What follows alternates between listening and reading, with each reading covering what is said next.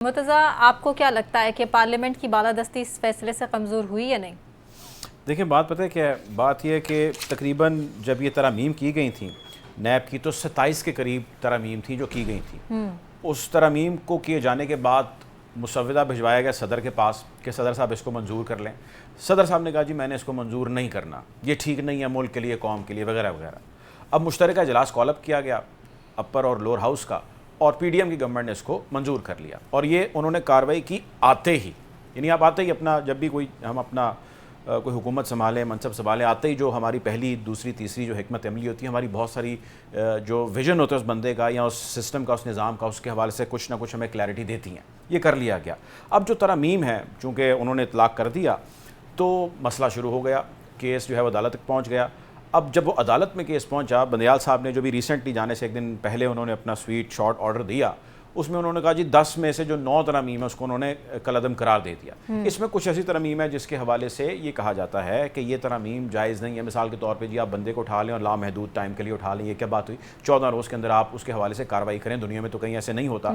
कुछ चीज़ें थी जिसमें इक्का दुक्का चीज़ों के अलावा बाकी तमाम तर चीज़ें हैं जिसके ऊपर बहुत सारी रिजर्वेशंस आज भी हैं, समेत मेरे बहुत सारे लोगों को। मिसाल के तौर पर एक सबसे बड़ा मसला ये कि जिसने कोई 45, 47, 48 यानी 50 करोड़ से कम की करप्शन की है, उसका केस नहीं जाना है आपके पास। भाई उसकी तहकीकात कौन करेगा?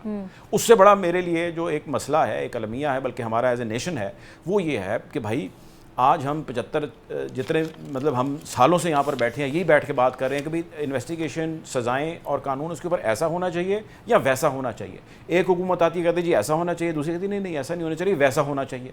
तो आज हम इसी के अंदर सलीमुल्लाह कलीमुल्लाह करी जा रहे हैं और हम उसके नतीजे तक नहीं पहुँच पा रहे। लोगों का कंसर्न ये है, रियासत का मुतालबा ये होना चाहिए, अमल ये होना चाहिए कि जिस शख्स ने हुकूमत का हिस्सा है, था या वो हुकूमत का हिस्सा नहीं है, उसने माल लूटा, करप्शन की है, उसका मुहासरा होना चाहिए। उससे प्ली बारगेन के नाम पे आप उसको, लेकिन डॉक्टर साहब आपको नहीं लगता कि जो पावर्स हैं वो पार्लियामेंट के पास होनी चाहिए? पार्लियामेंट के पास इसके इख्तियारात होने चाहिए, इसमें कोई दूसरी राय नहीं है। लेकिन फिर वो इदारा बंद कर दें आप, फिर यही हो सकता है। आप पार्लियामेंट से कानून बनाते हैं, कानून बनाने के बाद इख्तियारात देते हैं उन महकमों को या उन अथॉरिटीज़ को जो उसके ऊपर एग्जीक्यूट कराती हैं चीज़ों को। तो फिर नैब आपने क्यों जो है वो किया? उस तरमीम के अंदर एक तरमीम ये भी है कि अगर किसी नैब के ऑफिसर ने इन्वेस्टिगेशन भेजा की और उस इन्वेस्टिगेशन से कुछ ना लिखा तो उसके खिलाफ कार्रवाई होगी, उसको जुर्माना भी होगा, कैद भी होगी, और दोनों भी हो सकते हैं। तो मुझे बताएं कि नैब के कौन से ऑफिसर ने किसी बंदे के ऊपर जाके हाथ डालना है? वो तो किसी हाउसिंग सोसाइटी के बंदे के ऊपर नहीं हाथ डाल सकेगा। आप कहाँ पे उससे बात करें साबिक वज़ीर आज़म, साबिक वज़ीर आला, साबिक वज़ीर दाखिला, फलाना फलाना के ऊपर। और अलमिया ये है कि हमारे हमेशा हमेशा जो है ना साबिक के ऊपर होती हैं कार्रवाइयाँ। जो प्रीवियस गवर्नमेंट थी इससे पहले कासिम के अब्बा की, उसके अंदर भी आपको याद होगा रिंग रोड का एक मामला था जो पिंडी के अंदर थी, जिसके अंदर जुल्फी बुखारी समेत बाकी बहुत सारे किरदार सामने आए। खामोशी थी, ठंड प्रोग्राम था, कुछ भी नहीं हो सका। तो इसका इतलाक किसी एक गवर्नमेंट पे नहीं है, across the board it is the same.